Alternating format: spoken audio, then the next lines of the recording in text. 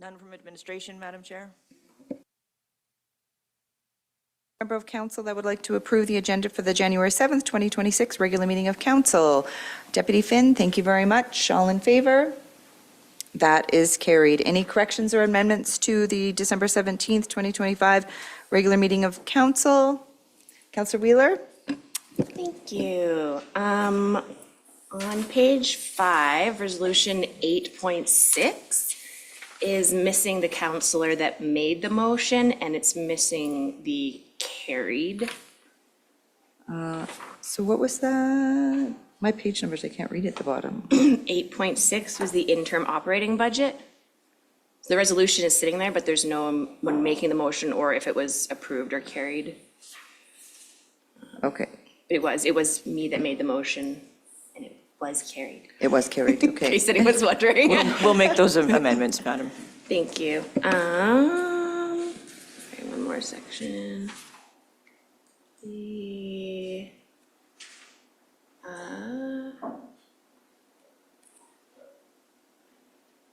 So the resolutions for 8.8, they have one of the counselors being recorded as opposed, but I don't believe that that vote was requested to be recorded. I see it 3 times.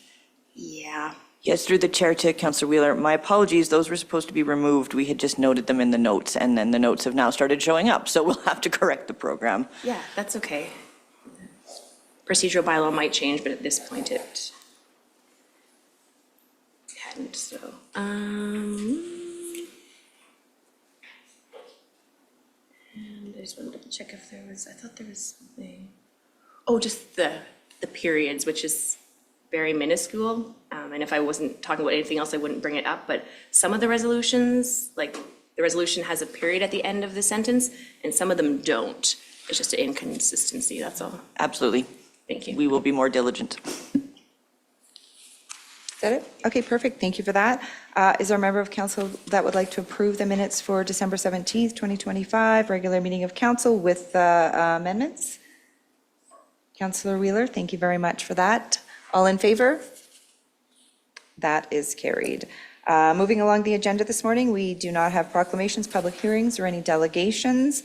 We'll jump right into our decision items. First up this morning is 8.1, which is Ms. Lola Strand. This is for the Youth Advisory Council member appointment. Good morning and welcome. Good morning and Happy New Year. Happy New Year. Yes, Happy New Year. So I come before you today because after appointments were made for the Youth Advisory Committee at the October organizational meeting, we did have one vacancy still. The vacancy was for the new position for a representative from the Roots of Resilience Charter School. Since that point in time, we have received one application from a student at the school. Dax Jeffrey has applied for a 1-year term. So the recommendation is that council appoint Dax Jeffrey to the Youth Advisory Committee beginning January 7th, 2026 for the remainder of a 1-year term ending October 31st, 2026. Perfect. Thank you for that. Any comments or any questions for administration this morning? Is there a member of council that would like to make a motion? I will go with Councillor Jeffrey. I move that council appoint Dax Jeffrey to the Youth Advisory Committee beginning January 7th for the remainder of a 1-year term ending October 31st, 2026. Thank you very much for that. Any comment, question, debate on the motion? Then I'll call the motion. All in favor? That is carried. Thank you. You're welcome. Moving along the agenda, 8.2, Sustainability Committee Terms of Reference. Good morning, Mr. Von Claveren, and Happy New Year. Good morning, Mayor, and same to you, and of course the rest of council as well. So this report is regarding the Sustainability Committee Terms of Reference. The Sustainability Committee is an advisory and implementation body with a mandate to provide advice and local perspective on community sustainability, plus undertake initiatives with regards to the overall quality of life and environment. So part of the new year is that the terms of reference for this committee that were approved in 2022 are going to be reviewed with the committee and maybe brought back to council for amendment. At the Sustainability Committee meeting of November 18, 2025, the terms of reference were reviewed and changes were discussed. So those changes are, as you can see, 3 of them. The removal of the section that refer to expired master plans and documents, the removal of the town's position from the committee's composition, of course, as it is a non-existing position anymore, and the inserting of a quorum statement, as it was not part of the previous terms of reference. The attachment 2 shows you the document that is the amended terms of reference, reflecting those changes. The next step, if this is going to be approved by council, of course, the terms of reference will be changed and the documents that refer to it will be replaced wherever they are posted. And they will be implemented immediately. So the recommendation is that council approve the amended terms of reference for the Sustainability Committee with immediate effect as presented in RFD 25-25-6. Wonderful, thank you for that. Any questions for administration? Is there a member of council that would like to make a motion? Councillor Boehm? I move that council approve the amended terms of reference for the Sustainability Committee with the immediate effect as presented in RFD 25-256. Thank you very much for the motion. Any comment, question, debate on the motion? Councillor Wheeler? Thank you. I think the terms are good. They're very general and speak to what the committee would like to establish. I have a friendly amendment to accepting them, is that the land use bylaw number in there stated at the bottom is from 2020-12D. I believe the current land use bylaw is 2403D, and I'm not sure about the policies.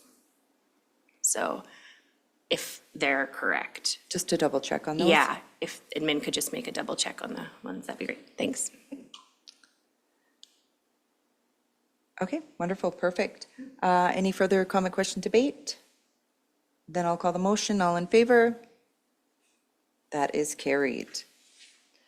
Next up, we have 8.3, which is the Municipal Policing Committee Bylaw 2026-01P and the Policy Manual for first reading. Mr. Rossing, good morning. Happy New Year, too.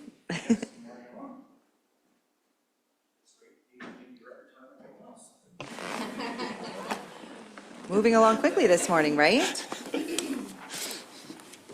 So just here today to discuss the Municipal Policing Committee bylaw and policy. So this was presented to council during the December 10th Governance and Priorities Committee meeting for some feedback and input on that. So back in 2024, the Government of Alberta announced changes to the the Police Act, which included municipal policing committees, both municipal, regional, joint, and provincial. With that, Drayton Valley automatically fell into the Regional Policing Committee, which encompassed Drayton Valley, Hinton, Edson, Whitecourt, and Peace River. So at the time, of the 4 different policing committees that are available, Drayton Valley could either stay in the Regional Policing Committee or they could seek an exemption to do their own municipal. So in February last year, Council of the Day decided to move forward with requesting an exemption from the Minister of Public Safety and Emergency Services to exclude doing the Regional Policing Committee and having our own Municipal Policing Committee. So that extension, or that was permitted by the Minister. So with that, we've prepared a bylaw and policy manual for your consideration today.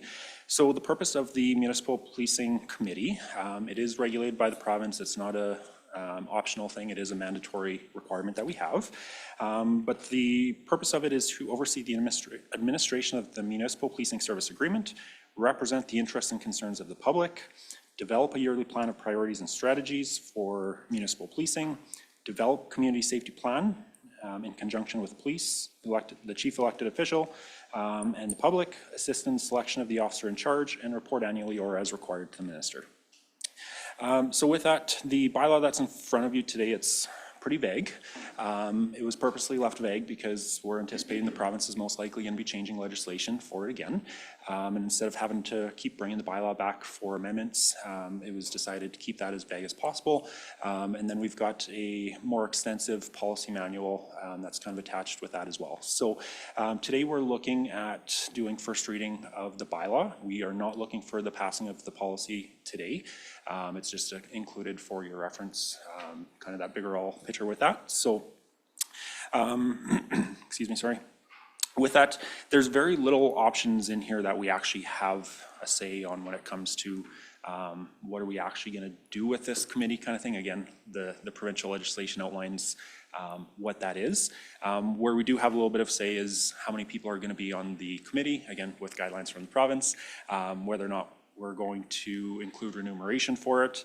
And that's pretty much it. So with that being said, there's no planned public consultation after first reading because again, there's very little input that we can actually get and do anything with from the public with this. So at this point, just looking for first reading from council. And then we'd be looking at bringing back for second and third reading, I believe in February, if I remember correctly, at which point if the bylaw passes, we'd be looking to pass the policy that same day. And then from there, we'd begin the recruitment based off of what's actually been selected in the bylaw for the number of people that are going to be on the committee. Going to be a little bit of a drawn out process after there because we can't formally actually appoint people to the committee until they've got their security clearance from the province. So it's going to be one of those things where we're going to essentially informally appoint people.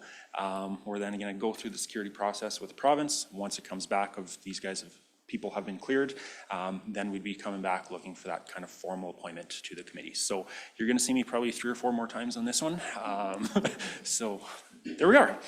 Subject to that, that's all I have. So any questions? Perfect. Any questions for administration? Go ahead, Councillor Brooks. Thank you. I was just wondering, so through the chair of administration, do we have any idea what the province might change in the future here? Nothing that they've solidified. When we've had conversations with them, they've understood that the legislation that has been imposed has been a challenge to begin with. So they've been looking at it, but to what extent, again, we don't know at this point. So like when this originally came out, there wasn't really any consultation of anyone that I'm aware of. All of a sudden, legislation passed and we all of a sudden now have to do this. So it's very much, it's been a, not just a frustration on this administration, but administration throughout the province of other municipalities that I've talked to with how it was just kind of thrown down and all of a sudden got to figure it out. But when you talk to the province, we also understand there's challenges. Prime example with challenge is we were advised in December 2024 that this had to be done by the end of February 2025. And as soon as we started talking to the province, they said, we realize it's not going to be done by the end of February. As long as you're working on it, that's okay. What are we doing, right? So it's been a challenge, to say the least, but we're moving forward. What future potential changes could be, though, your guess is as good as mine. Okay, so it's kind of a, how do I put this? It's kind of a criticism I have, not of us, but I mean, it would make perfect sense for us to be in a, how do I put it? It's because it's not a regional board, but we share a police force with Brazeau County. So it would make perfect sense to me that if the province was going to change something, that would be something they would change.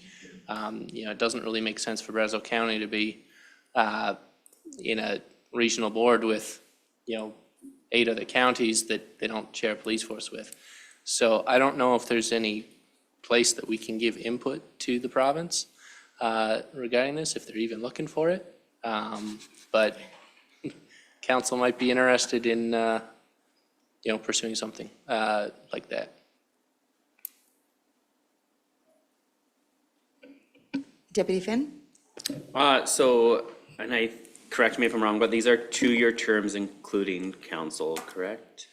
The bylaw is written mimicking what the provincial legislation is. So it is maximum of 3 years, but a minimum of 2 years. So again, once we get to the point where we need to actually start appointing people, then we'll start figuring out kind of who's going on a 3-year, who's going on a 2-year, ideally with a bit of some staggered in there, so that again, there's some crossover and some continuity there. But yeah, there's the option of either a 2 or a 3-year. But my only other comment is on 7.2, adding the optional appointment by council for a youth council rep and a Brazeau County rep. I like that as well. Yeah, the Youth Council was already in there. After the Governance and Priorities Committee meeting in December, we added the one representative for Brazeau County as an optional appointment for non-voting advisory, so. Any other questions for administration? So are you, oh, go ahead, Councillor Jeffrey. Just a last-minute thing. Again, referring to 7.2, I'm just curious, the youth rep for the town says 16, the age of 16, and the Brazeau County age stated is 18. Is there a reason for that? With the Brazeau County one, still going to the provincial requirements for your normal appointments, they have to be 18. So just kind of tying that on as well, with the understanding that there could potentially already be that youth member representing at the table. So instead of trying to have two youth, one from town, one from county or something like that, trying to still try and balance it. Not saying that we can't change it and put the Brazeau County representative as long as they're 16 as well, and then it's up to council to decide whether if they're 16 or 26 or whatever they're allowed, but. I did have two questions just around 7.2 as well about the one representative from the Youth Council. Yeah. I guess my concern was if provincially the normal requirement is to be over 18, then are we comfortable with putting a youth in here at 16? And the only reason I say that is because of the information that they could be privy to or the exposure to sensitive, I guess, information that's coming in. Like, that would be my only concern is having a youth on this. Does anybody else?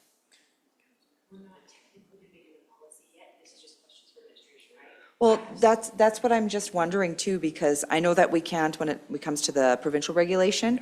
We're looking for first reading today, but are you also looking for any comments today on the bylaw before it comes for second? Yeah, 100%. I'll take any of those. Yeah. So we can't discuss it as councilors until we make a motion.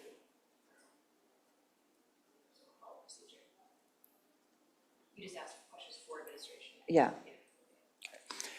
With the Youth Council, my understanding from the CAO is that that goes up to the age of 24. So technically a Youth Council member could be 23 being appointed. With that as well is some of the stuff that they are here, or it is a non-voting member. So again, I would suggest leaving that up to kind of the discretion of the committee to make that determination. If there is a 16-year-old on there and there are some sensitive subjects, maybe we're having that conversation on maybe that person is being excluded for that particular conversation. However, if we look at the overall roles and responsibilities of that, creating a community safety plan, being a voice for the community, all that kind of stuff, I think it's important to still have even that younger person, even if they're willing to join the committee, to have their voice at the table for something like that, so. Okay. And then just to follow up on Councillor Brooks' comment about Brazeau County and Town of Drayton Valley, my only concern would be is that the request went into Premier Ellis. That was last year in February, and that request was approved. So then that would be going back on that request in a change. So I don't know what the timeline of being March 1st, if that would be something that would be. Yeah, no worries, I can speak to that. So again, we've got four different possibilities for committees that the province has created. One is the provincial committee. Brazeau County automatically falls under there because of their provincial policing service agreement that they have with the province. The joint and regional policing committees are intended for individuals that have a municipal policing service agreement in place, such as Drayton Valley, that don't want to be part of a regional but don't want their own. So a good example of somewhere like that might be Hinton and Edson. They're close enough, they're still different detachments, but they're fairly close. Although they might not want to stay in a regional policing committee or they don't want to do their own, technically they could create a joint regional committee at that point. And then we got the regional committees, which again fall under the geographical location of the RCMP's districts. So us would be in Western Alberta District. And then lastly is the municipal. So that's what we sought, which is again intended for just your own municipality. So in this case, Town of Drayton Valley, which is under a municipal policing service agreement. Perfect, thank you. Councillor Brooks? Thank you. Yeah, my comment was more if the province is making changes to legislation, gotcha. if we had any input, that would be That's what it would something be. I would tell them. I'm not, we got to do what we got to do today. Yeah. But, if they're changing things, that's something I think makes sense. The rest of council might not think that, I don't know, but, that's just, if they're looking for input, that's what I would give them for input. Yeah, definitely next time I have a conversation with the province again on this, I'll bring that up as one of the concerns brought forward. It would just be going to administration at that point. So from a higher level political standpoint, if administration or council is looking at doing any advocacy, or whether it's just conversations with the minister at Alberta Munis or something like that, or writing a letter in advance, all potential options, so. So if this is mandated, and I believe there's a timeline of March, February 2024. No, 25, sorry. yeah, when would we tentatively appoint the council members and put a call out to members at large? Yeah, so we won't start any of that process until all three readings of the bylaw are done. So again, we for sure know exactly what we're doing. If there's any changes between first and second reading on maybe we want less people on the committee, maybe we just want to change maybe one public member, et cetera. If there are any changes of that, we don't want to start that recruiting process first. And part of that too is you don't want to recruit for someone if we don't fully know exactly what they're going to be doing anyways, right? So we want to have that all solidified on what are they actually signing up for, so that there's no surprises after I've applied. So I believe February 6th is council meeting, 4th. My understanding is we'll be bringing it back on February 4th for potential second and third reading. Again, if it passes at that point, we'd be advertising probably by the end of that week to start recruiting with 2-week window that we'd be, at minimum, that we'd be trying to recruit with the expectation that probably earliest of a February 25-ish come back to start looking at some unofficial appointments, because again, they then need to go get their security clearance, which Could we've take heard up to- a couple months. Yeah. So then whenever those security clearances come back is when we'd be coming back to do the official appointments. And then once the official appointments are done, then that's when we'd be moving forward with actually having the first committee meeting. So Okay, I was just thinking that all this had to be done by March. That's why I was thinking if they have to have Of last security year. clearance and Last year. everything like that, then, we're already behind, but Okay, that's okay. Like I said, the province quickly realized that municipalities weren't going to be ready by the end of No. February 2025 to be ready. So they've been happy that as long as you're continuing to move forward to get to where you're supposed to be, they've kind of just let everyone be. So every month and a half or so, I get another email from them being like, where are you at? What are you doing? So it's probably in the next couple of weeks I'll get another one. But yeah, we're continuing moving forward. Technically, we're not in compliance with legislation, but I'd suggest most municipalities weren't yeah. upon the actual timeline that came in, so. Perfect. Any other questions for administration? Is there a member of council who would like to make a motion for first reading? Councillor Bowen? I move that council approves first reading of the policing committee bylaw 2026/01/P as presented in RFD 25-258. Do we need to have a motion in regards to the policy manual as well? I'm hoping that we can do the policy on the passing of the bylaw. Okay, perfect. Okay. Any comment, question, debate on the motion? This is where we can now start to look at those amendments to the policy. Councillor Wheeler? Thank you. Mine is actually around 12.6. So on page 60, it just says a member who is a chief elected official of the town is not eligible to be elected as chair or vice chair of the committee. Could we add that definition? It sounds simple, but for some people, technically the chief elected official is the mayor only. And for some people, that would mean all of councilors or the mayor. I just want to make sure we're clear on who can actually chair the committee or can't. So, Yeah, we can get that added.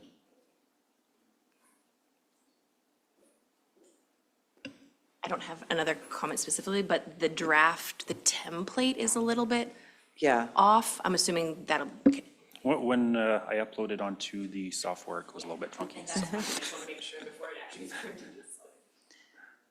Any other questions? So I just have a few. For the, again, the one representative for the youth council over the age of 16, we feel that that is, the age of 16 is okay. It doesn't have to align with provincial. Again, they are non-voting advisory members, so advisory is key word on that one. If they were voting members, then it'd be contrary to the provincial legislation, but essentially they're providing input, but not yes or Just no because kind they're of thing. non-voting, okay, that's allowed, okay. And then the one representative from Brazeau County, so Brazeau County, would we, do we know if we would be part of their, are they appointing or looking at town representative? So Brazeau County, again, falls under the provincial requirements. So they fall with the same municipalities that are on southern Alberta, northern Alberta. So they don't get their own individual committee for this. Oh, so there's no members at large there? They're handpicked? Okay, I thought there were still members at large. Okay, and then, so just scroll down here. So on 12.2, where it says public members shall be residents of the town of Drayton Valley, do we need to include in here, public members must pass an enhanced security check? And I know that it is up a little bit further, but everything's kind of repeated under 12 again, so I'm just wondering if it's not missing. I'll double check and see if it makes sense to move that Okay, into that to area. put that in there. And then as well as number 14, when we look at expenses and remuneration, members of the committee will not be eligible for any remuneration for their time in the policing committee. This falls under, I guess this is a subcommittee under the province, right? As legislated or mandated, as you had mentioned.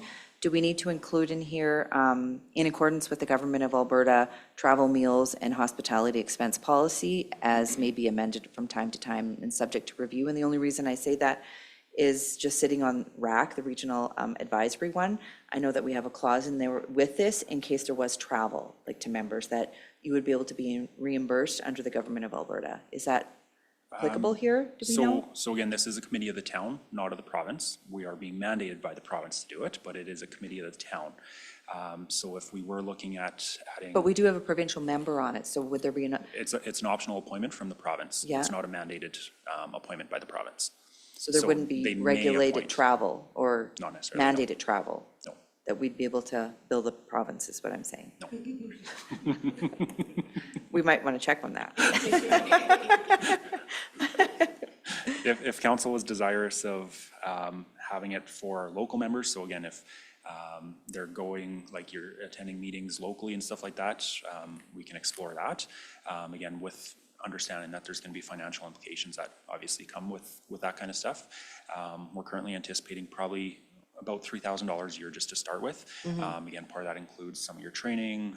If we're going to send someone to a conference about police governance type stuff, that also includes the first round security clearances are paid by the province.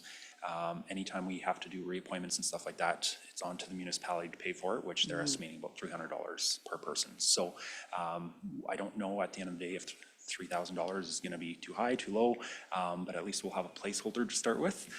Once we get things kind of rolling, then we'll kind of understand it a little bit more of whether or not that's going to be fully applicable or not.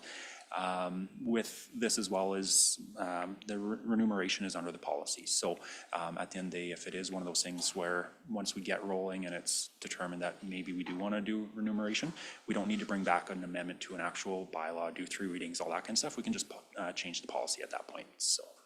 Okay, yeah, and that's what I was thinking for like the members at large, again, if there's going to be training and there's travel, right?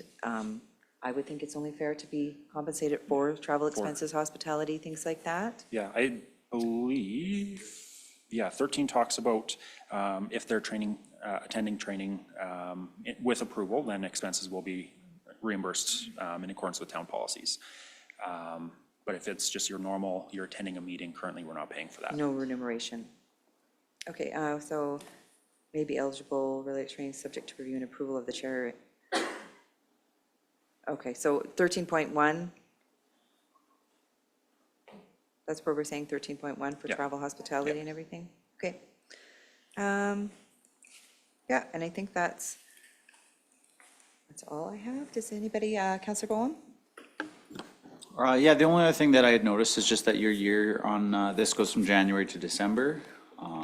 Potentially might be an issue with councillors if we are not re-elected as of October 31st, and might be sitting on a committee for 2 more months that we're not actual county members or council members, Yeah, sorry.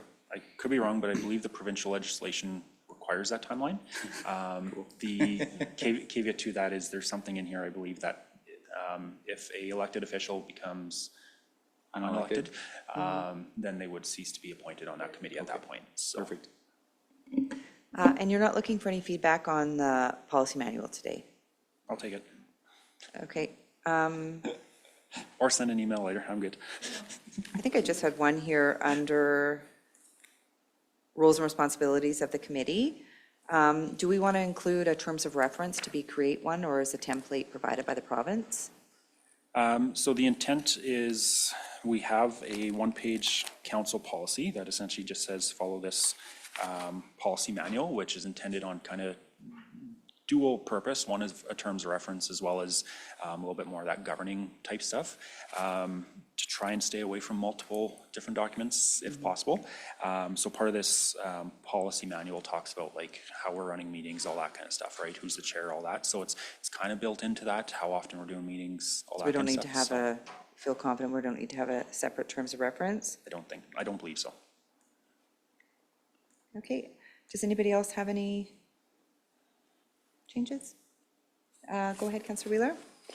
Just one question for the extra security clearance. Are counselors required to have that as well? They are, yes. Yes. Thank you. Everyone, okay, if there's no further comment, question, debate, there is a motion on the floor for first reading. I'll now call the motion. All in favor? That is carried. Thank you very much, and that will come back to the February 4th for second, third, and final reading, perhaps? Possibly. Okay, perfect. Next up is 8.4, which is the Council Procedural Bylaw 2026-01B for first reading. Ms. Whaley, good morning. Happy New Year's, even though I've said Happy New Year's a few times. Happy New Year's to all council. Welcome back. So in December at the Governance and Priorities Committee meeting, we brought the procedural bylaw for suggestion and feedback and compiled lots and lots from all of you, so thank you for that. We had also been given suggestions on other bylaws to research, and our legislative services area has done great deals of research in many different procedural bylaws, and discovered after all of the required changes we needed to our original one that it didn't make sense to do a redlined version. It made more sense to present you a new version. So I'm here to collect your feedback, and I'm asking for first reading, and then we can make any changes, so. Perfect, thank you very much. Any questions for administration? So a member of council would like to make a motion for first reading, and then we'll jump into those. Deputy Finn. I motion that council give first reading to bylaw 2026/01/B, the procedure bylaw. Thank you very much for that. Any comment, question, debate on the motion? Councillor Brooks. Yeah, just a couple of things within the bylaw. So on page 79, I have, what number is that? Council meetings and procedures, nope, regular meetings of council, E. I just think that the word each should precede what is already written there. So it should be each council shall receive or shall serve as a deputy mayor for da-da-da. I have a couple other things here, and I wrote down all the page numbers, but I'm not really sure where I did that. Page 86, I have rules governing debate. D, what did I write here? I wrote, so it says request that, so rules governing debate, when a motion is under debate, no other motion may be made except a motion to, and D says request that a motion be put to vote. Now, I'm wondering, is that a motion or is that just a request? It says request, and I'm like, So Which number are you at, sorry? so page 86. Yeah, page 10 of the bylaw, I guess, rules governing debate, and I'm looking at D. through the chair to Councillor Brooks and all of council, in the case of the possibility of a chair that has sort of lost control of the room, we don't expect that in this particular case, but it's always good to have, as this hopefully will be a long-standing bylaw. You can sometimes have it where the room is going insane, in which case one of you could say, call the question. Okay, so it's, okay. So it's not a motion, it's a call the question is the phrasing. And it interjects into the room beyond a point of order, beyond a point of privilege, and calls attention to the chair to, that's enough, end debate. So, So isn't that the next one, motions to end debate, to stop the discussion and to move?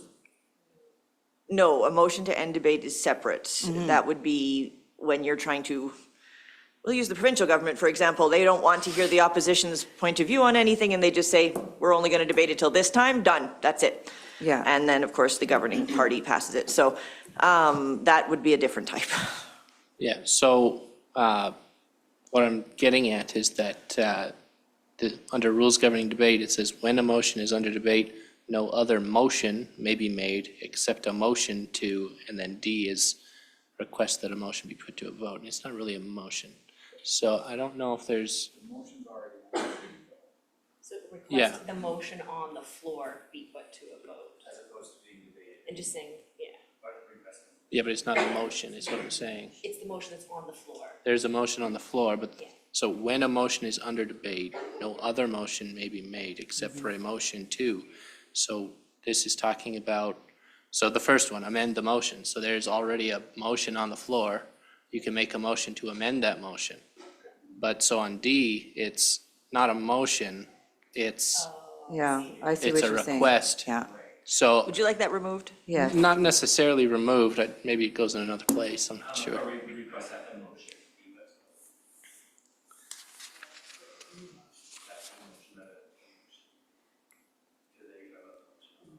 It just needs to be its own section under rules of government because it isn't a second motion is what you're saying. Yeah, Yeah. that's what I'm thinking. Sorry if I'm making life difficult. All good. No, I think, yeah, take it out. So then on the page after the next, 88, council committees, F, we have the term ex officio. I'm wondering, is ex officio voting or non-voting here? And should that be defined?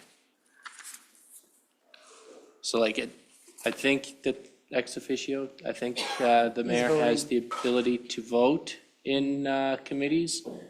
The county, that's not the case, so the Reeve doesn't have the ability to vote in, when they're acting ex officio. So I don't know if we want to define that here, or, Those, would that not be covered by the terms of reference of who's voting on the committee? I mean, the mayor may attend anything, but Still a counselor, I should have the right to vote. not if you're not appointed to that committee. Otherwise, you can. But I think that's where Cody's saying as ex officio, it needs to be defined. Defined. Yeah. Okay.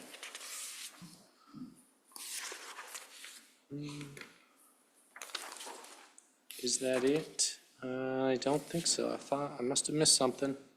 Oh, here it is. Page 84. Motions, D. If any member wishes to have a recorded vote, the request for a recorded vote must be made prior to the vote being taken and recorded in the meeting minutes as per the act. I would just like to have that be automatic. I'd just like to have our vote recorded. That's what I prefer. I have a couple of reasons for that, but I think I've already stated them unless anybody wants me to refresh them. That's kind of what I'm at.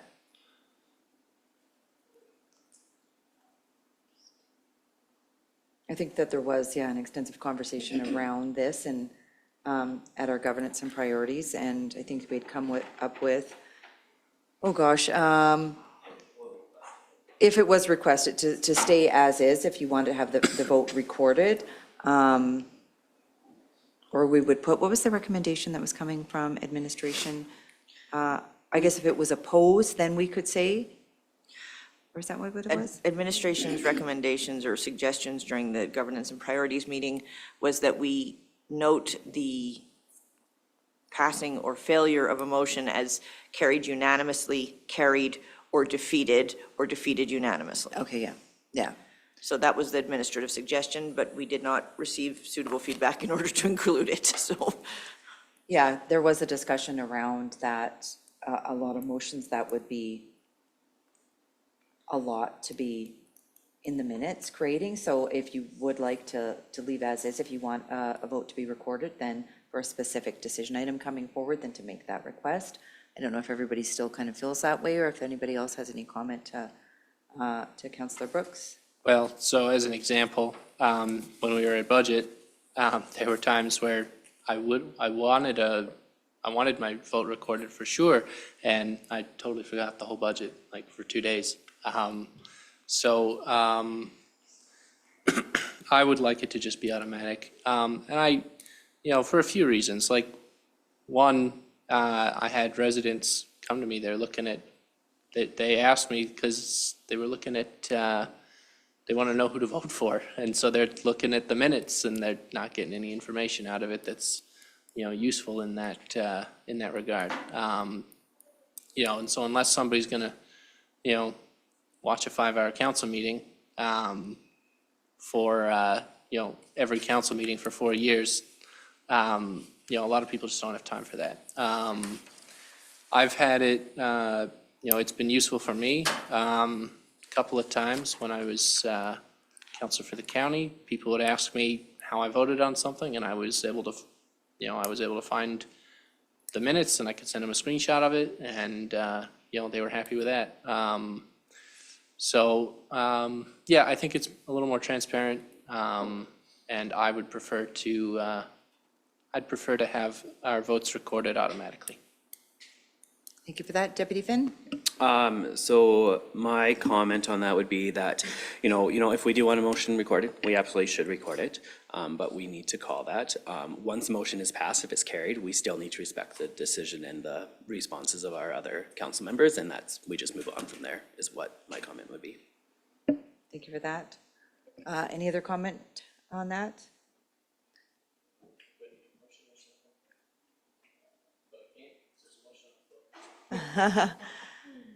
Go ahead, Councillor Finn.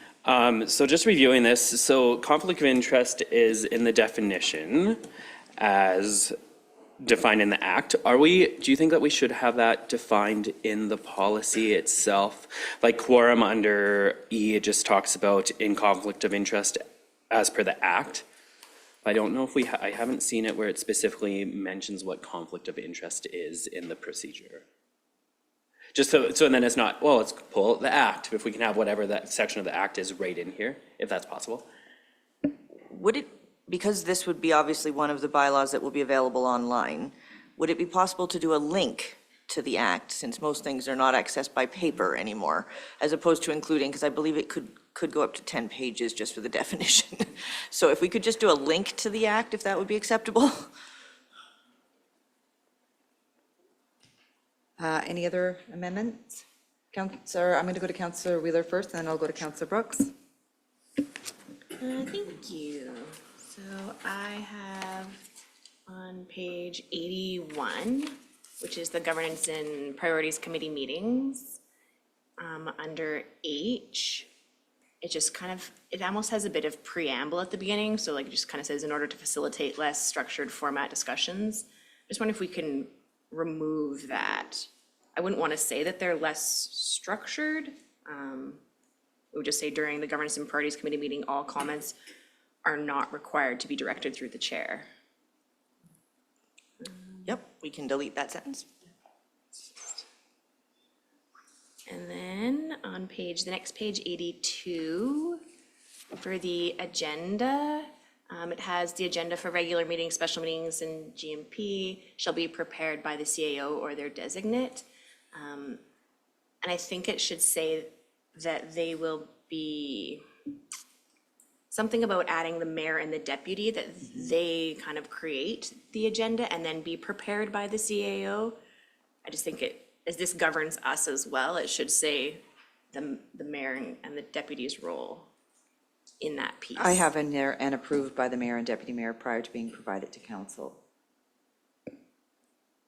Yeah, either way, I just think it's important that we're agreeing that the mayor and the deputy are going to be doing that, so some places might not, I don't know. The correct order of what we're doing things in currently is for us to prepare it as administration, and the mayor and deputy then approve what we've prepared. So if the wording the mayor has just suggested, we could work that in? Yeah. Yep, works for me.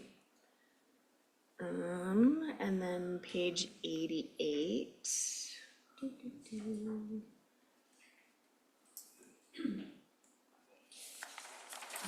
On the council committee section, it just has under E, so membership will rotate amongst counselors. And I would take out so that during a term of office, each counselor will serve for 1 year, because we were kind of going around that the wording was a bit weird, making it sound like we're there for 4 years, everyone should serve on every committee within that 4 years. So I would just remove so that during the term of office. Just take that out. Got it? That's it for me. In terms of recording the vote, Okay, sorry, you're going back to that one. yeah. I've lost on the pages you were on, my apologies. Okay. No, that's okay. Are you, you're good? Got it? Okay. I can send it over after if you need to. Yeah, in terms of recording the vote, I hear what you're saying. I don't think, in the time that I've ever been on, I haven't had anyone like request to know what I had voted for, except in conversation about a specific topic where I was like, well, this is why I voted for or against the idea. But I think that, yeah, because we move as council, as once we've made a decision, it's kind of really unanimous. I feel like it's. Oh, yeah, if you watch it, for sure. But I just think that in terms of what council's role is to set policy guidance and direction of where we're going, and once that direction is set, it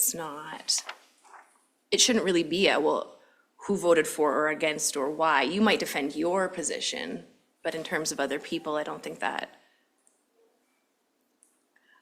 feel like I need to know who else voted for or against, I guess is what I would say. I'm confident with my own decisions and what I would say that I supported or didn't support, and so, yeah, I don't think the work on administration is necessary, I guess. Councillor Brooks? Thank you. So we have a motion on the floor to approve the bylaw, or to do first reading for the bylaw. So what I want to do is I want to make a motion to amend the bylaw. But the bylaw doesn't exist yet, so I'm working on how am I doing this? May I provide input, Councillor Brooks? Once first reading is passed, you could then make another motion to the floor to recommend the amendments, including whatever you wish to. Okay, very good. You could make a friendly amendment, I believe.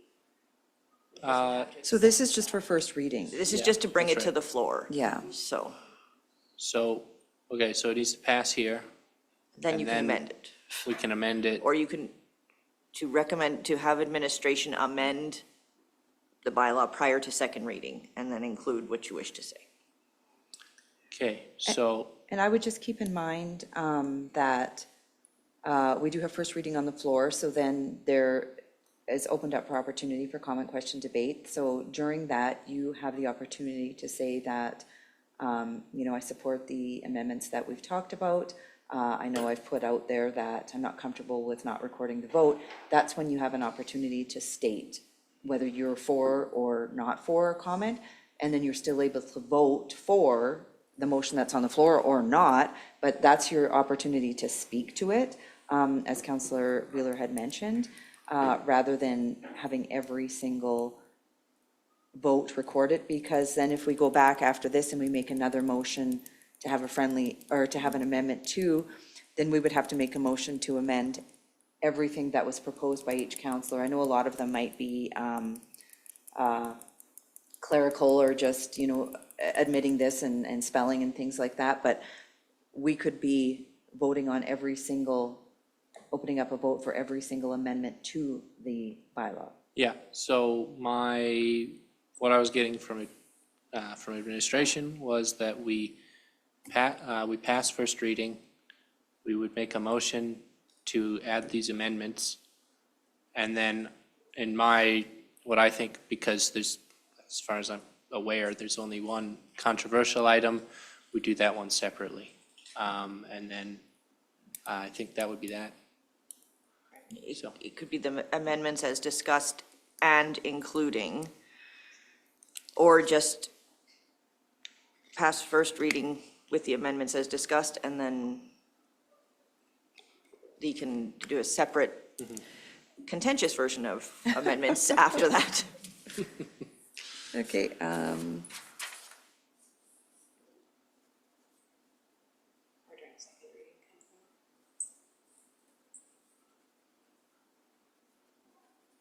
Okay, does council have any other comment, question, debate? I do have a few going through. Councilor Brooks, you're good? I am so good. Okay. I just seen your mic still on, so I wasn't sure. So just going back through, and I made my notes a few days ago, so hopefully I remember what they were.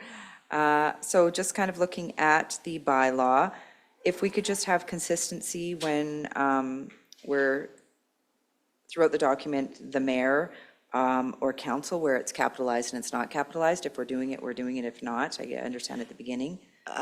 Through to the chair, we did actually go through this bylaw. In the terms where it's actually capitalized, it is a requirement speaking to a direct person as opposed to a position.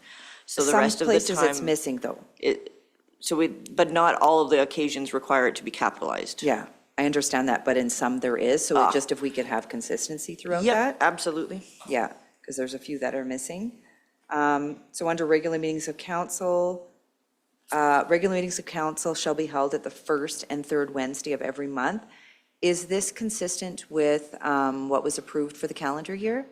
Yes, Madam Chair. It is? Okay, so we've checked on that, perfect.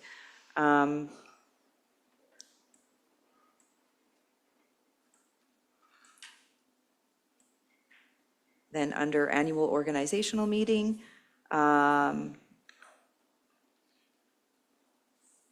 again, I guess it's just if we're using capitals at the beginning of statements, if we can be consistent there, when we talk about members at large and things like that. And then when we create or do we need to create a new deputy schedule? So we've established a schedule for deputy mayor, appointing councillors to the position of a 4-month period on a rotating basis. So we've approved that at the beginning. Do we need to reapprove that since we've changed the 4-month? Do we need to go back and do that? To the chair, no. Your appointment of the current deputy mayor would expire once you pass this bylaw. It would fall under this bylaw. Okay. So we'll diarize when, and your selection for the next deputy mayor. Okay, perfect. Under special meetings, under B, so we must call a special meeting if the mayor receives a written, 80. 80, yeah. So under special meetings, 80, B, so must call a special meeting if the mayor receives a written request for the meeting stating its purpose for a majority of the councillors. The special meeting must be held within 14 days after the date the mayor receives the request. Do we need to have something in here about the 24-hour period to advertise or no advertise when a special meeting is called? Madam Chair, those fall under the act. They don't have to fall into your procedural bylaw. That would just be duplication. That would just, we don't need to have them in here? Okay.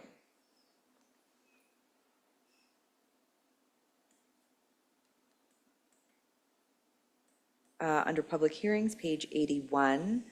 So public hearings B, to join the meeting, registration must be submitted to administration no later than 5 business days. So how are we doing this for online registrants or people that are online? To the chair and all members of council, for a public hearing, those who register for virtual will be sent a link to a Zoom or WebEx or Teams that would be separate from the YouTube, because they will be able to communicate with the room. Okay, so they're sent that link, okay. And we don't need to include anything about online in here? No? For what, Madam Chair? To what you just said, we don't need to include that? Just to join the meeting is fine, registrants? No, that's just a process that will follow in the planning department. Okay. And then again, the same as Farrell's for agendas and approved by the mayor and deputy prior to being approved to council. That's page 82 for agenda for regular meetings. And then also on the next page, which would be, sorry, I find it much easier when I have a touch screen.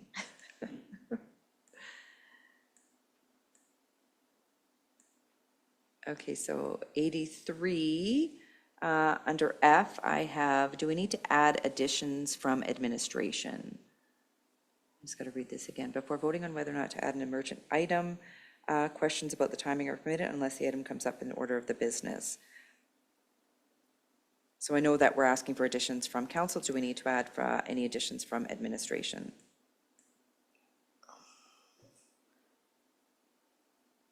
Because usually that's the first one I call for additions. Madam Chair, I believe that would be implied.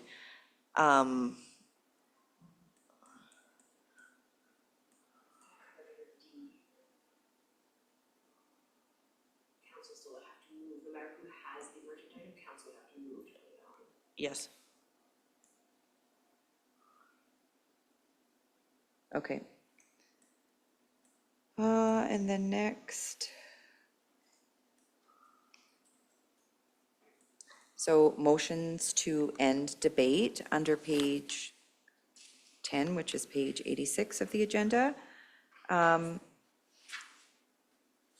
Just kind of going back to what Cody said when we're talking about, first we're talking about the rules of governing debate, and then we move into the motions to end debate. Do we feel that adding a D, if passed, debate ends and we vote on the motion that was pending?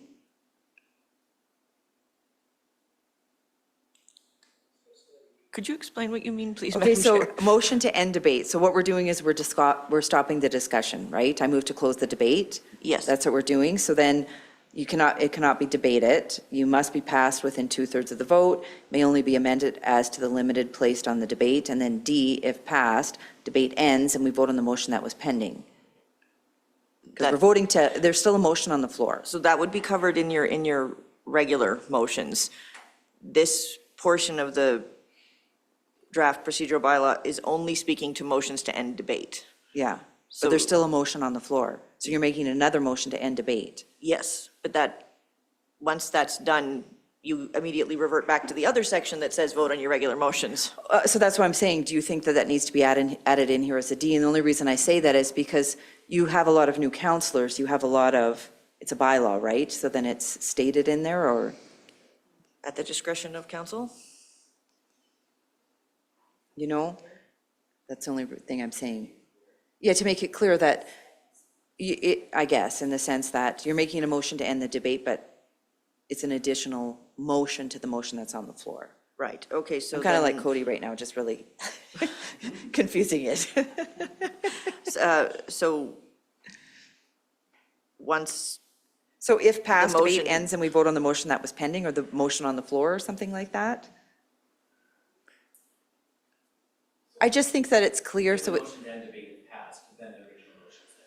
Yeah, yeah, you still have a motion on the floor, right? Yeah. So you're making a motion to end the debate, right? But you still have a motion on the floor? Does that make sense? all right, so if a motion to end debate passes, then the original motion must be voted on. Yes, something like that, yeah. Unless you make another motion to table it or. And then, so just next one, it says a motion to table another motion. Should it just be a motion to table motion? This was late at night when I was going through it, so maybe that's why I'm looking Sorry, back at my notes. Which going- statement are you? So right below that on page 86, it says a motion to table another motion. Shouldn't it just be a motion to table motion? Because we're not doing another motion, you're tabling the motion that's on the floor. So It could say either, a motion to table, a motion to table, could say motion to table, it means the same thing. okay. We're okay. We're okay? Okay. Because I read that as there's two.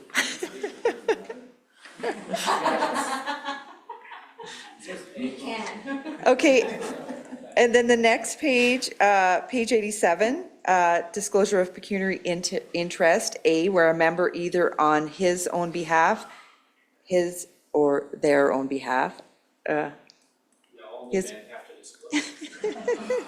It should say there, my apologies, on ma'am. there, yeah. And then I think that is all I have. Just kind of scrolling down here. Okay, does anybody have anything else? We knew this would take some time. Go ahead, Councillor Jeffrey. Thank you. I'm just going to revert, actually, I think Councillor Wheeler had brought up the point, but I am still wanting to talk about council committees. Page 88, point E. I'm reading that and just want clarification, I guess.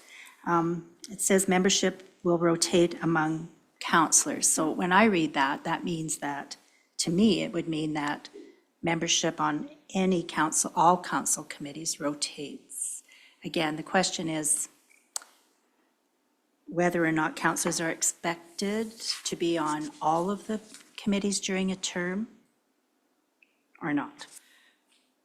I believe the expectation of the current council and the previous council was that each council member have an opportunity to rotate through all of the committees as per their terms of reference allowing it. So let's use the Brazeau Foundation if they mandated a 2-year term, or if the policing committee passes, which, mandates a 2-year term. Inevitably, we are not going to get all of the council members through those committees, but they would be based on separate terms of references. So the current thought process that had been working under this administration and the previous council was that each council member get to try each committee in one term. Did that make sense? I guess my question is still, is it an expectation I think that that question would be better answered by the mayor. So you're asking if it's an expectation to rotate? So I think that, no, it's not an expectation, but it's a suggestion that during a term of office that you serve for a 1 term, I guess, unless otherwise noted, on a committee, just so it gives each councillor the opportunity. As Farrell had mentioned, you won't be able to sit on every committee, but at least you'll, have an opportunity to sit on a few rather than be serving on the same for 4 years. So, Or if you find a committee you really don't want to sit on after sitting on it for 1 year, you can suggest that somebody else try it. yeah. So how, I know like when we go through all this, we read or interpret different how, what I'm saying, oh, maybe this needs to be switched, somebody else might not see it that way. So what would you suggest, or what would you think should be stated different in here? So you're feeling that, I'm not sure. So Okay, I guess where I'm at, I would need to spend some time actually rewriting something here, but I just would like it more clearly stated as to whether or not, for example, if I'm on a committee and I do the term, which is, say, a 1-year term, then I should step back to allow another member on, or if it's something I really like, what if I say, I'm not going anywhere? So anything, right? every year we do an organizational meeting, Okay. and at that time, then we're presented the same as it was when we did our onboarding, is we're presented with the list of all the committees. So Pat sat on this committee, who would like to sit on it this year? Maybe nobody is interested in sitting on it, and then all of a sudden it's like, okay, so Pat's name is down, who would like to be an alternative? So, or, so it is suggested, but yeah, I don't know. I'm Just one gonna let Pat comment then, finish. maybe if the word will was taken out of there, and it said membership may rotate among members. Membership may. I don't know, just, I want to give that a bit more thought, but it's just that states to me very clearly that there is the expectation that, So just if we change the word membership may rotate among counselors, so that during a term of office, each counselor may serve for a 1-year term again? May, because it will, and that's the thing, there has to be some flexibility. Yes, Cody, I do see you, but I'm just letting Pat I could finish. fix this like in a second. What would you like to comment? Thank you. If it was me, I'd just nix that, and we just go off of what the committee's terms of reference are. It says, we're appointed there for a year, and then after a year, council will, council do what council does, right? We'll appoint whoever we want. We don't necessarily need that section in there at all, and that would fix our issue. We don't have to reword it, we just don't need it, right? Thank you for your comment. I'm going to go back to Pat.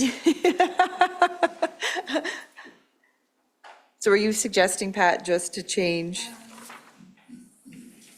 No, I think that actually, that might be exactly what needs to happen, is it's too specific in here. If there's something, I'm just looking, what you referred to as the organizational meeting being the key part of this. Yeah. Will be established and appointed each year. I think maybe that does state it. Council may appoint. So membership may rotate among counselors dependent on organizational meeting that is held every year and Yes. something like that? Yeah, just something like that. In B?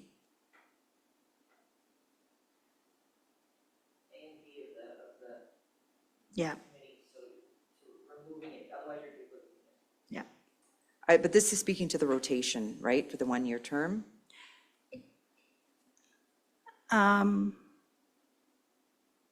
I agree that I would take out E altogether. I think it's too specific for this. I think the fact that it's done at the organizational meeting, that's when those points can be made up, is that the references to the terms, et cetera. Deputy Finn, did you have a comment as well? So if we removed E, we just have to have somewhere in there that terms are one-year terms. And I know it does say that appointed each year at the organizational meeting, but I think the term will be 1 year, because it's not like after 6 months, I don't want to be on this committee, right? It is, yeah. Right, so I think if we take out E, or even if we just put even if we just took out membership will rotate, so if we just had each counselor will serve for a 1-year term unless otherwise noted in the committee terms and reference or bylaw on a committee, and just take out that first line in a bit.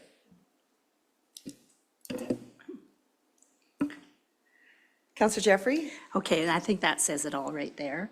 I guess what is the point of E there? And it is simply to state that you are committed to the 1-year term until the next organizational meeting. Okay. Councillor Wheeler? Thank you. Yeah, I think I would want to leave a portion of that in, which I agree with the 1 year. I had an experience once when I came on a council where another counselor said, that's my committee, don't ever ask for it. I've been on it for 4 years, I'm sitting on it for the next 4 years. And I didn't know any different, and there wasn't anything written, so that person never got off that committee, and which wasn't fair to the rest of us either, so. And there was another incident where it got very heated between counselors for that same reason, where they didn't want to remove themselves. So it's important to have it in here, yes. Just gives, and that's the thing, is that somebody may not want to give it up, but if somebody else may really want to sit on that committee. So it gives everyone the opportunity. Everyone could want to sit on Healthy Community Coalition, so every year they could just be waiting, right? And then one person's like, I'm holding on to this, I'm not letting it go, right? So it gives everyone that fair. So I think, it needs to stay in here somewhat, in some degree. Deputy Finn? The only other thing I will add is it doesn't say that you can't be reelected either, right? So it's a 1-year term, but it's an organizational meeting yearly. So yeah, again, you can express interest. Hey, I really liked sitting on this committee. If no one else is interested, I'd like to continue on it. And that's the difference than saying, I'm sitting on this committee. Well, it says in here it's a 1-year term, but you're reelected yearly to that board. Mm-hmm. So we're okay, we'll leave it, and we'll just keep in the, take out the whole top, yeah. And then just leave in that, yeah, each counselor will serve for a 1-year term, Yeah, something like I've written that. down appointments or 1-year term unless otherwise noted in the committee terms of reference or bylaw. Yep. Okay, anything else? Okay, so there is a motion on the floor for first reading. If there's no further comment, question, debate, then I will call the motion. All in favor? That is carried. Councillor Brooks, are you wanting to make an additional motion? I'll do it at second reading. Okay, so what we'll do is we will call a 10-minute break, and then when we reconvene, we will jump into council reports and roundtable discussions. So welcome back. We'll reconvene our meeting at 10:23 a.m. And next up on the agenda is council reports. We're going to jump right into it, and we'll start with Councillor Boehm. Thank you, Madam Mayor. It's been a fairly quiet couple of weeks here with the Christmas season and New Year's in there, but a couple things that have happened since last council meeting for me was I did a orientation with the DV Library Board. Did that with 2 new inductees that were on there, as well as I went to the MLA Boynchenko's open house there on December 19th. Was able to have some conversation with him and then a few other members of Drayton Valley, which was very nice. And then other than that, yesterday we had met with the RCMP just to discuss some pushing towards better community safety, which I was very happy to hear about. And it seems like all councillors present very much are also on the same page that we want a safer and better community. So yeah, looking forward to what's going to happen in the future here with that. Perfect. Thank you very much for your report. Next up, Councillor Brooks. Thank you.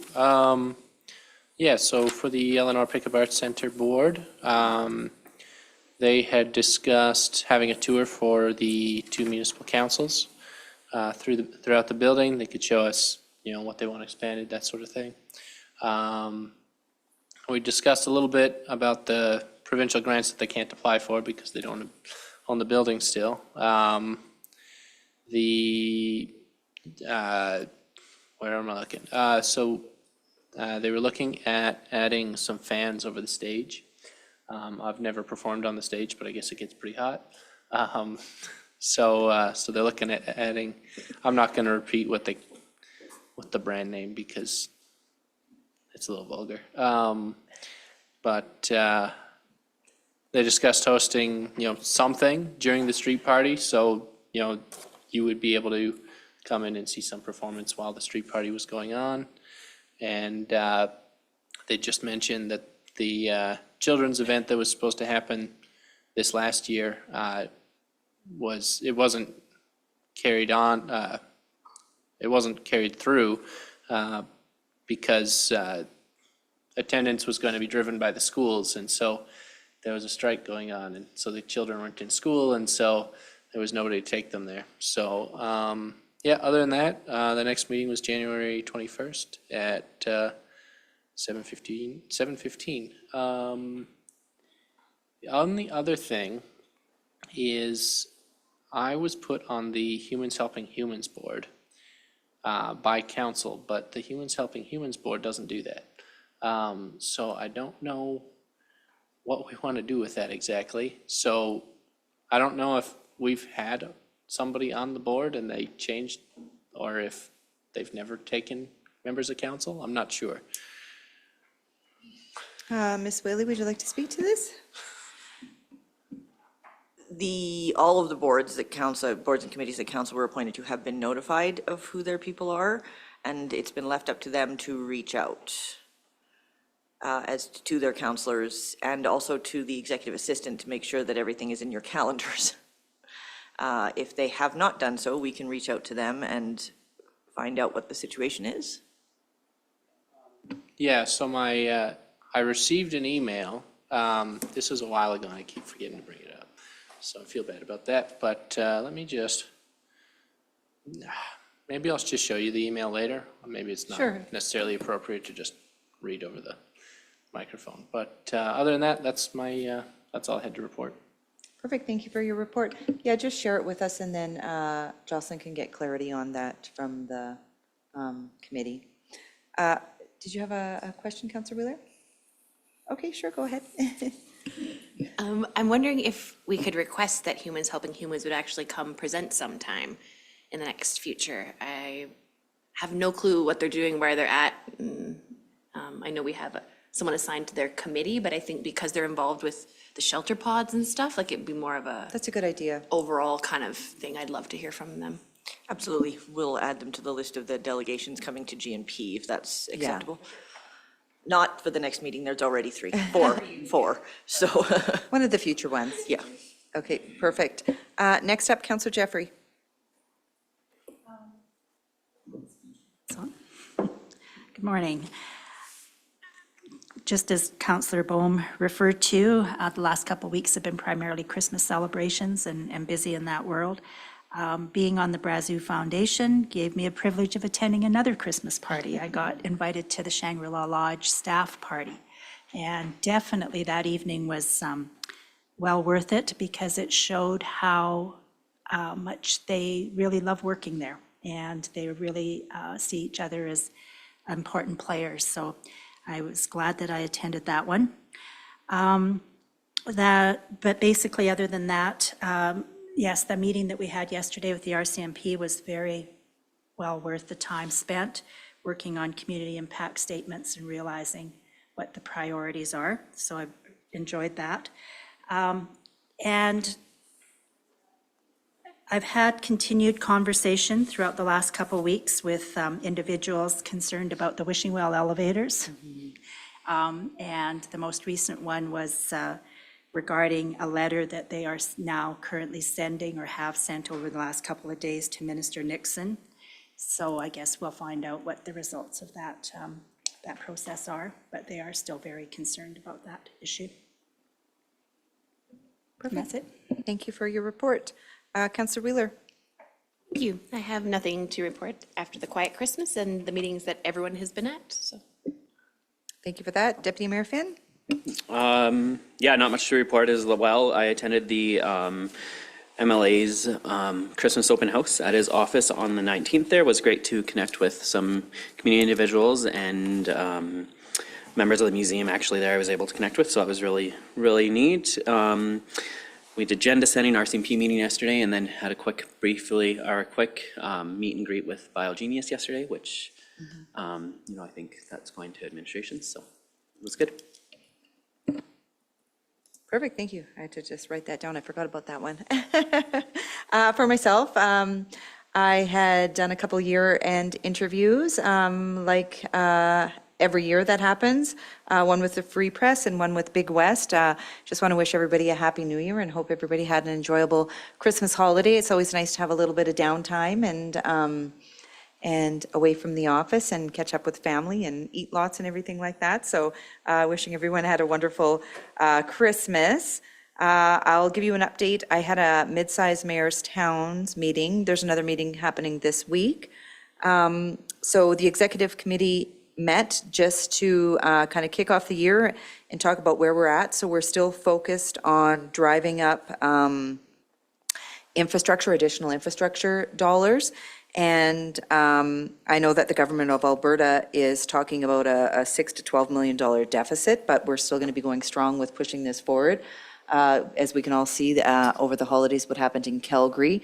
Looking at 84 municipalities, we're all one emergency away from, the similar thing happening. So they do realize that infrastructure funding and dealing with asset management and things are of the utmost importance.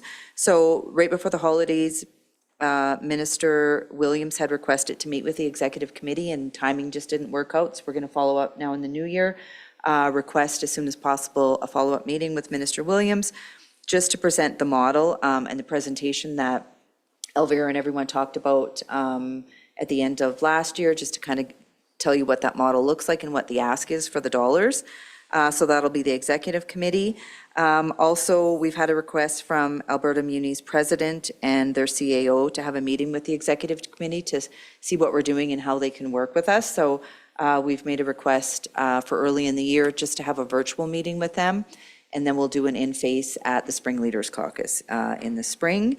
And then also we're going to be sending out a meeting request. We did start a working group with the Premier, TJ, and Municipal Affairs. So we're going to request a follow-up on that to get kind of back to work with that group as well. So that's kind of where we're at. We'll see what happens over the next couple weeks. And then, as well as everybody else, attended the RCMP meeting. I think it was a great start to the new year. And like Brandon had mentioned, it's very important that, we all are aware of what's happening in the community when it comes to safety and crime and things like that. So hearing the RCMP be on board with us about the community impact statement, as well as, we talked about prolific offenders and having the ability to, once they've been charged now, to release the names and the pictures, I think is really important because it's something that we've talked about for years, and we have to be careful when it comes to that. So if we can be sharing that and letting the community know that, these are the people that are causing, the repeat offenses in the community, then I think we create the mind that not in our backyard, not in our community, right? So, yeah, excited about the things that were discussed there. And again, yeah, had that meeting with BioGenius, the CAO, and Deputy Finn for a opportunity to pilot a new technology. So that will come forward a little bit more in the new year. But otherwise, that was it for me. It's been pretty quiet over the next couple of years. Things are starting to kick back up. Is there a member of council that would like to make a motion to accept the reports as information?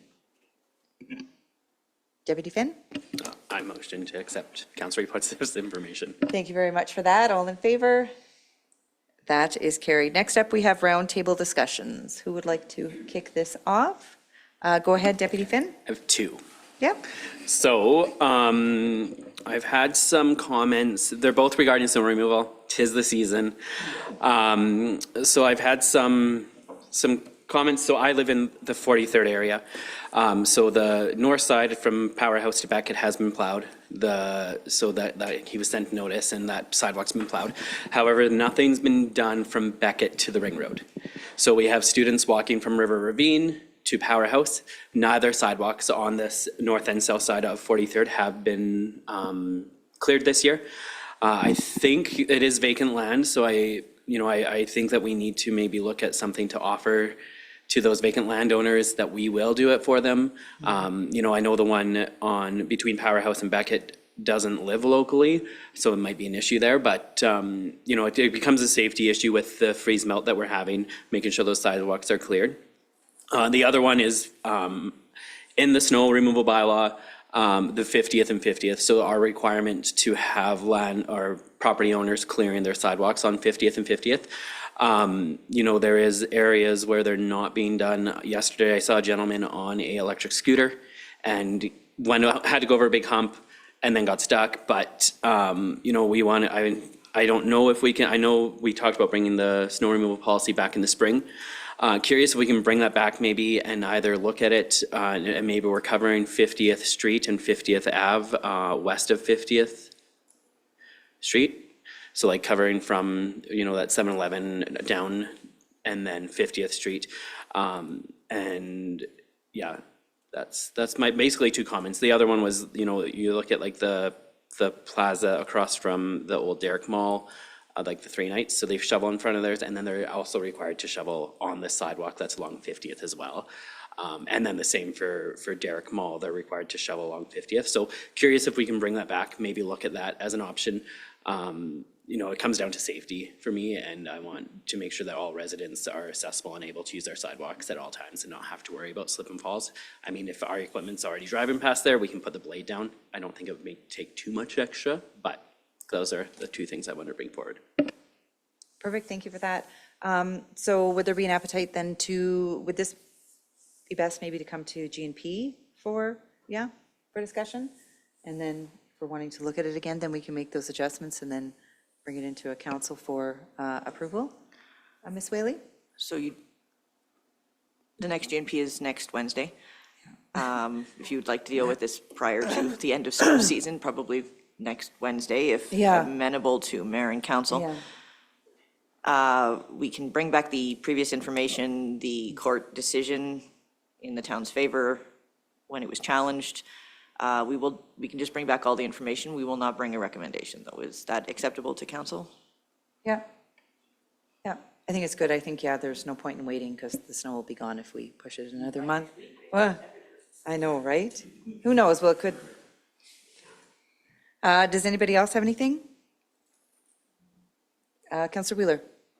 I'm just wondering if we could look at getting an update at some point, not today, but on the land that we want to put for sale, like for the town. We talked about it a while ago. We have the extra pieces. Yes, would it be possible to bring that to the March GNP? Yep. Just based on capacity. I won't have time to finish compiling that until then. Yep, no problem. Perfect. Thank you. Okay, so that March, you said GNP? Okay, anybody else?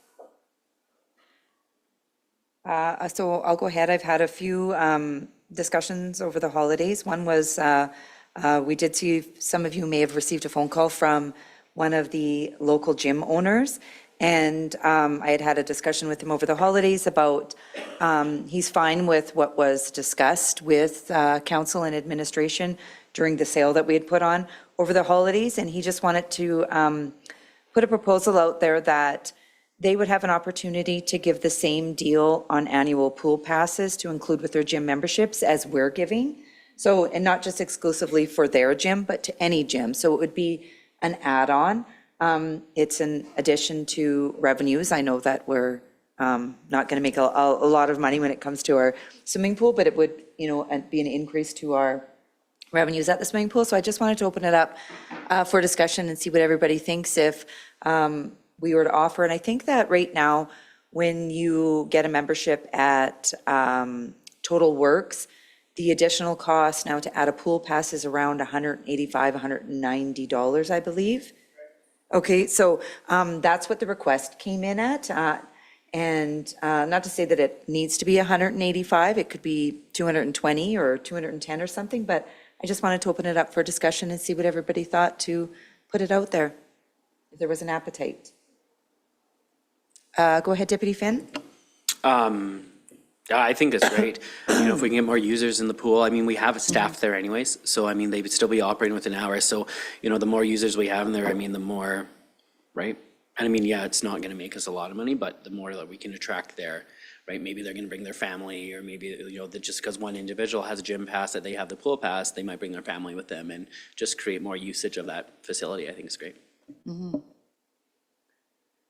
Go ahead, Councillor Wheeler. Yeah, I would say that I'm open to the idea for sure. I'd expect that would go through administration to bring back recommendations, ideas, costs, actually. Yeah, and kind of what that would entail and who would manage that. Like for us, because we own both, it's easy, but it's like, are they buying the membership at Gym X, then Gym X has to purchase the membership at the pool? Or does the person bring a paper saying, like, how would the process actually work, I guess would be my question to at some point to figure out. Yeah, and we want to try to simplify it as much as possible, so it's not, yeah. Is there a majority of appetite? Anybody else want to comment on it? Yeah? Yeah, everybody's, I'm getting some nods. So then if administration could, I can chat with you after, Ms. Whaley, and then we can reach out to maybe some of the gyms and then just get clarity on the questions of if that's something that, like Farrell had mentioned, right, that they would just incorporate into their annual passes and they purchase 10 of them or however they do it, but work out a little bit of the kinks and then bring it back for approval? Yep. Okay, great. Next up I have, I had the HTA football youth coach reach out to me and over the holidays, and they were wanting to have the ability to access the fitness center for a either very low discounted rate or no rate at all. And so this would be for the students at HTA. And I know in the past that we've done it or we've worked out a deal with them. So I just wanted to bring it to council and see what the appetite was, if we want to repeat what's been done in the past, if we want to look at a discounted rate or open it up for further discussion. Deputy Finn? Would this be during school hours, or would they be given like a pass? So I believe it's during school hours. I'm just going to try to find the message. So it'd be like like a PE class, they would Yeah. go to the Total Works and use the Total Works for Yeah. the physician. Yeah. So before it was free? Well, and I was trying to find the message. So last year, I believe it was, it might have, I'm just trying to think when their football team started. Last year, one of the teachers had reached out and had coordinated, like, having access during school hours as part of the program. And then it was administration had worked with them. And as far as I know, that they were utilizing it for, a certain member of the team was utilizing it for phys ed, right? Ms. Whaley? So the individual who reached out to you had reached out to administration previous to that, and we had let them know that we are working on the joint use planning agreements with the school divisions.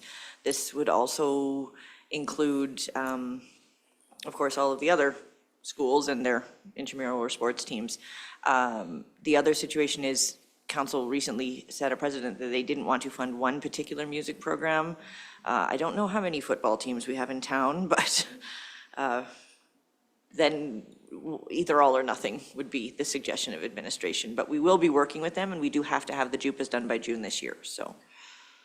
And I think that was the response too, was that football season is now, and by the time the JUPAs go through that, it's going to be the summertime, right? So the ask is now. Deputy Finn? My only other comment is, if they're using it together as a PE class, maybe it can be a use fee. Because, I mean, that is wear and tear on the equipment, so maybe there is a little bit something that they pay, but it's per class that they're there. Kind of like it would not like swim lessons, but almost like a swimming lesson where they would book that time. They'd pay a discounted fee, flat fee for that gym class to be in there per use or whatever is what, yeah. I like that, some sort of, yeah, like you're saying, some sort of charge rather than it being all across the board. I know that there was a request probably last year again for, is it special needs kids that were asking the same thing, and I don't think we're charging there, right? So we're just letting them utilize that too. So again, there's inconsistencies with it, so maybe it is a fee. I know we incorporated in the fee schedules, Councillor Brooks had suggested, another line item, so maybe it's something else to do with, as long as it's during school hours or something that it's used. Councillor Jeffrey? Actually, that's exactly what I was about to say, is that perhaps that's what we could do, is a fee, a student fee during certain hours of the day. I know my experience with a couple of kids was they do have time during the day when they do not have classes, and that was always a perfect place for them to go. And so we made individual requests that we actually were able to get discounted fees for a couple of those kids, but it made a huge difference. So I think an overall look at it would be a very smart thing to do. So a student fee during school hours as part of a program. Councillor Wheeler? Yeah, I think I'd be open to the conversation and hearing administration's recommendations, because for sure there is wear and tear.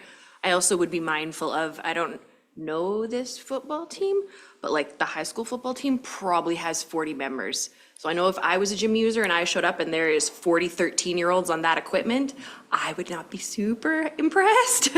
Some people go during the day because it is quieter, or if there's like scheduled time, or there's some of them that are going, but they need supervision. And there's a whole bunch of things that I would want to make sure it definitely needs to be workshopped a lot before we say yes. I'm open to, a JUPA is perfect. We should have the use fee in there with it, but I still think there should be a fee. And to clarify, the JUPA does actually consider school time as well. It's not just the use of gyms, it's them using our stuff. Yeah. And during school hours, so even when younger kids do swimming lessons with us during the day, that would be factored into the JUPA as well, so. So when are JUPAs expected to be finalized? June. So is there? That's when they have to be. We're quite a ways through ours. The likelihood is it will be sooner than that. Yeah. So when are we going to have a discussion around that as council? Once administration finishes going back and forth with what the minutia is, Okay, so. okay. Is that mandate not brought to council first, what that looks like? No, this is the simple wordsmithing, and because we're trying very hard to make this one agreement, so we're working with both Wildrose and Star at the same time on these calls. It's a lot of wordsmithing at the moment. This is not anywhere near ready for the council stage yet. So are we anticipating there being a clause or something that would address this? And if there is, could we be spearheading it prior to the agreement, or honoring it, I guess, but prior to the agreement, if we're anticipating that this is going to be part of it?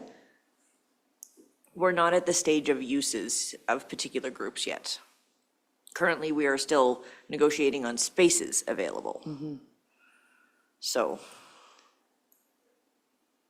Councillor Brooks? Thank you. This might be old news, but for some reason I recall the schools were not really wild about us using their gyms. And I don't remember exactly how that was. I'm wondering if we're letting them use our gyms, why can't we use their gyms, that sort of thing? Is that something that we can fit into a JUPA? That's exactly what we're negotiating Yeah, now. okay. And all of the schools are willing to allow community groups to use the gym, but we've had to go through setting parameters. Who books them? How they're booked? I mean, is it going through an individual principal who could change their mind? Or is it a mandate from each school division? Or what are the requirements of the user group going to be? What insurance do they need to hold? Those are the stages we're at right now. Okay.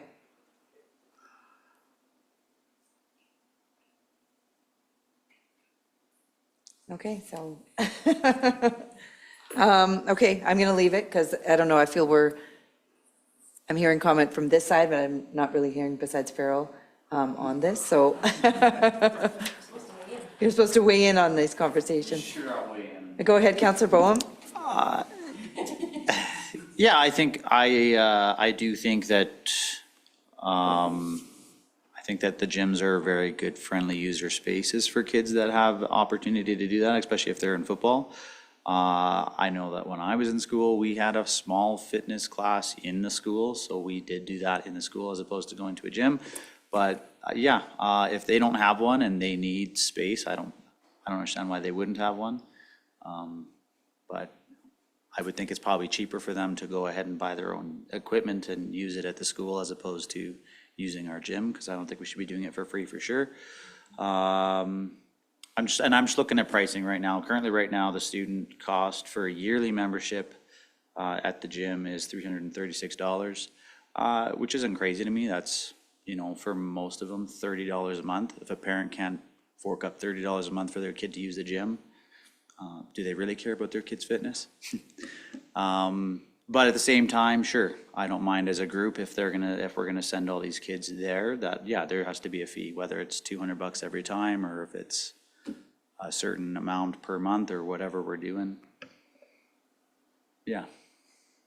Ms. Whaley? Sorry, I'll also mention that, of course, these are cost shared, so before handing something out for nothing or close to nothing, our partners probably should be included into this conversation, so when we chat with them tomorrow night, maybe you could Yeah. bring that up as well. Councillor Brooks, any comments? I mean, it's pretty early, this is not early in the day. I know how that sounded. This is the first I've heard about it. But only thing that's going through my head is I'm pretty sure Frank Maddock has a gym. In their gym, there's another room. They do. Right next to it with gym equipment. So maybe where's the request coming from? So this is Holy Trinity. Oh, This is okay. Holy Trinity, so with, I mean, that makes a lot of sense. yeah, so they're right beside, and then, they talk about ideal to weight train in the off-season, right? So they're just looking at a team discounted rate to reduce the risk of injury combined with traditional weightlifting that would implement for them, right? So they're just wanting to have access to the gym for the team during school hours at a discounted rate for the players. We need to clarify school hours too. That seems a little bit weird. Aren't they in school? School hours. The school hours to me seems a bit weird. I'm like, aren't they in school when they're in school hours? No. Football practice during, Football, like from yeah, 1 to and 2? Part of, it's part of their, curriculum. Their sports program. Yeah. Yeah. Haven't heard of it. Yeah. Right? I'm like, what? Things are different. Things are way different.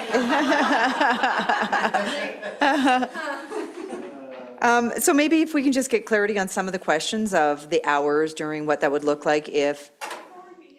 Yes, I will. Okay, and then we can go from there. I would ask them to put in a formal request, like Have- specifically what they're asking for. Is it 1 day a week for 1 hour at this time, or?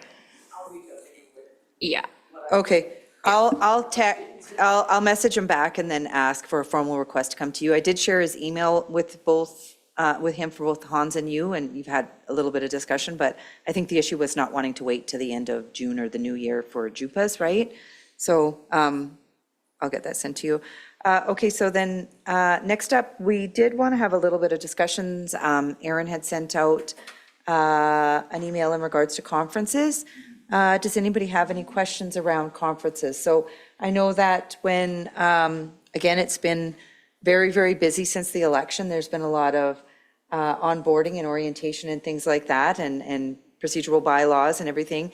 As part of your council remuneration package, we also have in there what's allocated for expenses for conferences. Can we pull it up, Ms. Thompson? Here, I'm going to just quickly send it to you. I think I have it open. I'll quickly send it to you, and then we can have a discussion and see what that looks like. So then it just kind of, I'll just send it to you.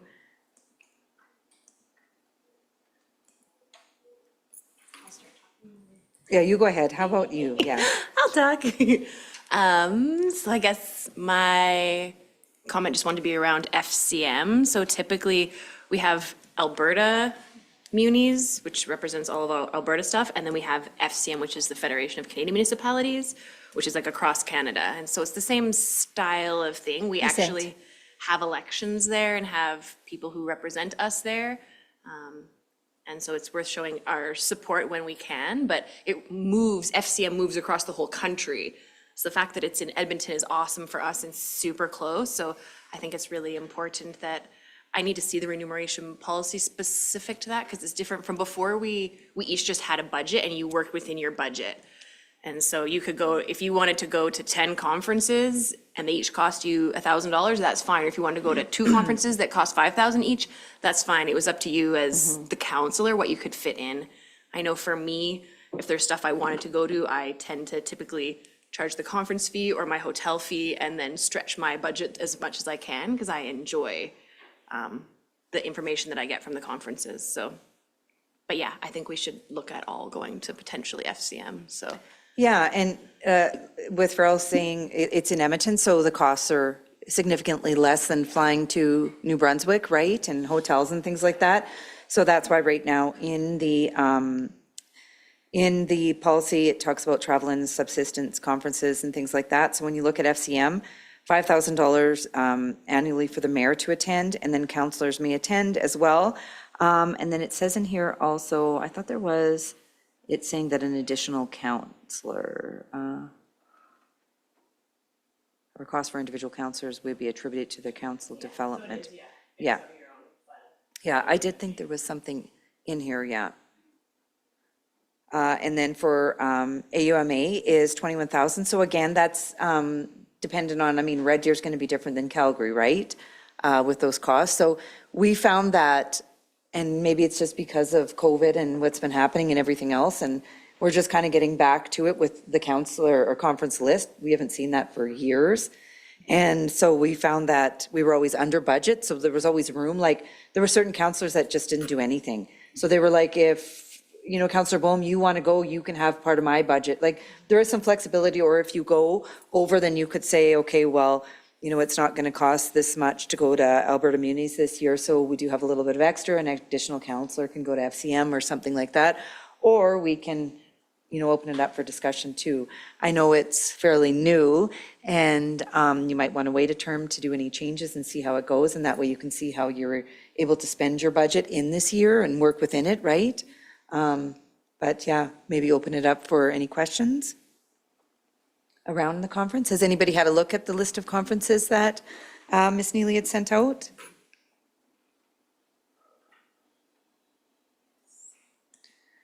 So then you kind of just have to plan now. So you don't have to worry about Alberta Munis. You just have to plan for if there's a conference in February, and let's say you have to look at hotel, you have to look at flight, you have to look at expenses, and then let's say there's one in May and then another one in September, right? So then you look at your budget. Sometimes there might be 3 conferences at the beginning of the year and then your budget's gone, right? So you have to kind of strategically plan that way. Oh, yeah. So that would be the thing is Spring Leaders Caucus, we would want to book, and FCM we would want to book. And then whenever Alberta Munis opens up in the fall as well. Councillor Jeffrey, did you have comments or questions? Just a couple questions. Sure. because I'm brand new, when I look at the list of conferences, what I really would find valuable is just some recommendations regarding them from people that may have experienced. So for example,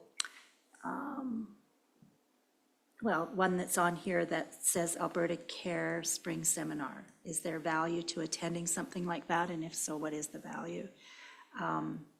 There was another one. Pardon? Yeah, so I would just, my comment would be is when you look at the conferences, think about the committees that you sit on. Okay. And I think that's why it's helpful that you sit on a committee for a term, like 1 year. So you might think of, okay, so you sit on sustainability, but let's say you're looking at something here to do with infrastructure, but you don't, this is just an example, you're not sitting on the infrastructure committee. Then you would say, okay, well, maybe that's next term, that's something, or next year I'll go to that, but this year I'm going to go to the sustainability conference. So think of what is related to the committees that you sit on.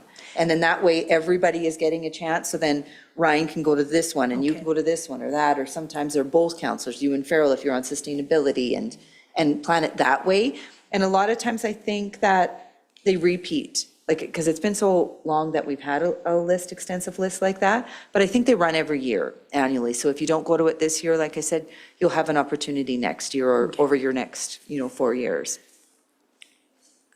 All right. Does that help a bit? Well, a little bit, I guess. I'll sort of get at it a bit more here, but just another question, okay, regarding the budget. I'm assuming there's tracking then done that we can refer to know, okay, how far along am I? Oh, absolutely, ma'am. And just to comment that our closed has arrived too, so we might want to, we can talk about this a little bit later. I think we'll have a little bit of time, like when it comes to conferences, and just going to go here. Conferences, Alberta Spring Caucus, and then there was a request for a figure skating event. We could talk about that after. And maybe just move out of this and then move into our closed, if everyone's okay with that. Oh, yeah. Yeah.